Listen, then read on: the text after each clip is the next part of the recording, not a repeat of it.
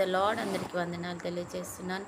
ఈరోజు దేవుడు ఇచ్చినటువంటి వాగ్దానము మత్తయి సువార్త 7వ అధ్యాయం 1-2 వచనాలలో వ్రాయబడినట్టుగా, మీరు తీర్పు తీర్చకుడి, అప్పుడు మీకు తీర్పు తీర్చబడదు.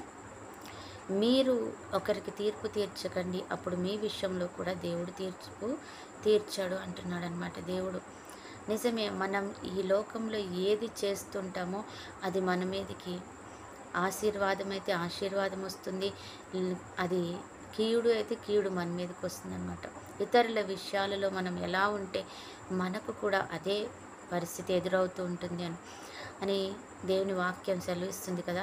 మనుషుడు ఏం విత్తుతాడో అదే పంటను కోస్తాడు అని వాక్యం సెలవిస్తుంది. అలాగే మనం తొందరపడి ఇతరుల విషయాల్లో మనం తీర్పు తీర్చొద్దనమాట. తెలిసి తెలియకుండానే వారి మీద మనము ఒక అభిప్రాయానికి రావద్దు, ఒక నిర్ణయానికి రావద్దు. ఎందుకంటే వారి లోపల హృదయంలో ఏ పరిస్థితిలో వారు ఆ రీతిగా చేశారో మనకి తెలియకపోవచ్చు. ఏ పరిస్థితిలో వారు ఆ పాపంలో పడ్డారో, ఏ పరిస్థితిలో ఆ శోధనలో పడ్డారో మనకు తెలియదు. కానీ మనం నిర్ణయం తీసేసుకుంటాం, తీర్పు తీర్చేస్తాం. వీడు పాపి అని ముద్ర వేసేస్తాం, వీడు చాలా వ్యర్థమైన వాడు అని ముద్ర వేస్తాం. లేకపోతే ఈమె బహు పాపం చేసినది, హంతకురాలు, దొంగతనం, ఇంకా ఎన్నో నేరాలు మనం మోపుతూ ఉంటాం కదా.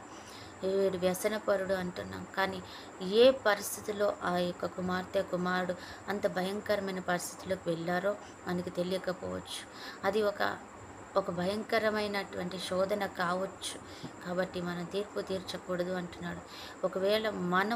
ఒకవేళ రేపొద్దున పరిస్థితులు గుండా వెళ్తున్నప్పుడు మనము కూడా ఆ రీతిగా పడిపోయి పాపంలో పడినప్పుడు ఇతరులు, దేవుడు కూడా అంటాడనమాట, మనం తీర్పు తీర్చబడతాము, జాగ్రత్త పడదామంటున్నాడు. అందుకే దేవుడు, మీరు ఒక్కరిని కూడా నోటి మాట అనకండి, దేవుడు కూడా మిమ్మల్ని అనడు, ఇతరులు కూడా మిమ్మల్ని అనరు అంటున్నాడు. దేవుడు కార్యం చేసింది దేవునికి వందనాలని చెప్దాం. చాలా చాలా సందర్భాలలో మనం తెలిసి తెలియకుండా నోరు పారేసుకుంటూ ఉంటాం కదా.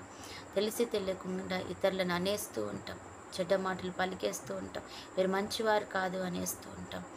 కానీ ఆ పరిస్థితి మనకు ఎదురైనప్పుడు దేవుడు అంటాడు, అవును, దేవుడు అంటాడనమాట, ఇప్పుడు అర్థమవుతుందా అంటాడు.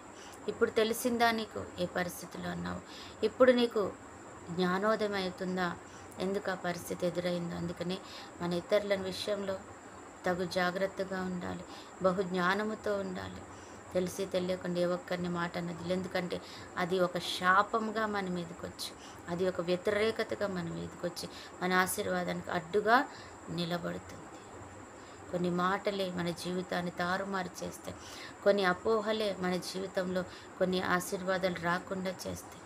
కొన్ని ఆటంకాల అడ్డులే మన జీవితాల్లో అనేకమైనటువంటి శోధనలు తెచ్చిపెడతాయి. పాపం వలన జీతం మరణం అంటాడు దేవుడు. అవును, వాక్యం సెలవిస్తుంది కదా, పాపము వలన రోగం, రోగం వలన మరణం వస్తుంది. ఒక్కొక్కసారి మనం చేసే చిన్న చిన్న తప్పులు, పాపాలే మన జీవితానికి నాశనం చేయడానికి కారకులవుతాయి అన్నమాట. జాగ్రత్త పడదాం. దేవుడు అటు కృపలోనికి మనల్ని నడిపించునుగాక. ఆమేన్. ప్రార్థన. పరిశుద్ధుడైన దేవా, ప్రేమ కలిగిన తండ్రి యేసయ్య, ఈ సమయంలో మీరు మాతో మాట్లాడుతున్నారు. జ్ఞానం కలిగి ఉండండి, జాగ్రత్తగా ఉండండి, ఇతరుల విషయంలో నోరు పారేసుకోకండి తండ్రి, శాపం పాపం తెచ్చుకోకండి అని చెప్తున్నావు తండ్రి. నింద అవమానం తెచ్చుకోవద్దు అంటున్నావు తండ్రి. ఏం విత్తుతారో అదే కోస్తారని వాగ్దానం చేస్తున్నావు తండ్రి. కాబట్టి మేము జాగ్రత్తగా ఉండే కృపను దయచేయండి. ఎంతమంది అయితే వాక్యం వింటున్నారో ప్రభా, వారందరి విషయాలలో మమ్మల్ని సరిచేయండి ప్రభా. ఈరోజు బర్త్డే, మ్యారేజ్ జరుపుకున్న బిడ్డల్ని జ్ఞాపకం చేసుకొని, చూస్తున్న బిడ్డల్ని జ్ఞాపకం చేసుకుంటాను ప్రభా. మమ్మల్ని అందరినీ కూడా నీ కృపా బాహుల్యంతో నింపండి, నీ ఆశీర్వాదంతో నింపండి, నీ ఘనత మహిమతో నింపండి అయ్యా. నీ యొక్క పరిశుద్ధాత్మ శక్తితో నింపి నడిపించుకోమని ప్రభా. ఏ కొదువ లేకుండా ఆరోగ్యం, ఐశ్వర్యం, దీర్ఘాయుషు, కాపుదల, క్షేమం దయచేయమని యేసు నామములో ప్రార్థిస్తున్నాము తండ్రి.